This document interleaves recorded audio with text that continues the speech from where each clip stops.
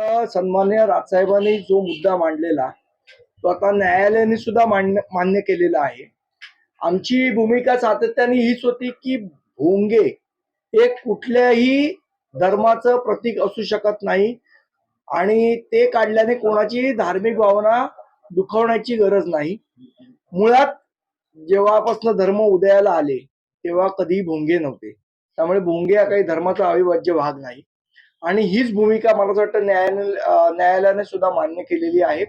आणि जे आम्ही पोलिसांना सांगत होतो याच्या आधी सुद्धा माननीय सर्वोच्च न्यायालयाने याच्या संदर्भातला निर्णय दिला होता की 55 डेसिमलच्या वर भोंग्यांचा आवाज जाता कामा नये, पण तो सातत्याने जात होता.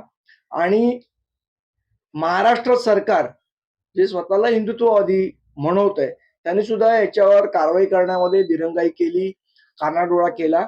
मला असं वाटतं आता सन्माननीय उच्च न्यायालयाच्या आदेशानंतर तरी सरकार आपलं काम करेल आणि जे लोक अनधिकृतपणे भोंगे लावलेले आहेत ज्यांनी त्यांच्यावर निश्चितपणे कारवाई करेल. त्यांनी सांगितलेलं की पहिल्या वॉर्निंग मध्ये समज द्यायची आहे, दुसऱ्या वॉर्निंग मध्ये सुद्धा त्यांच्यावर दंडात्मक कारवाई करायची आहे आणि तिसऱ्या नंतर जरी ते ऐकले नाहीत तर ते भोंगे जप्त करायचे, अशा प्रकारचे न्यायालयाचे आदेश वाटतं पोलिसांनी करायला पाहिजे. आता जर न्यायालयाच्या आदेशाचं पालन सरकार करणार नसेल मग या सरकारला काय शिक्षा द्यायची याचा सुद्धा निर्णय न्यायालय घेईल.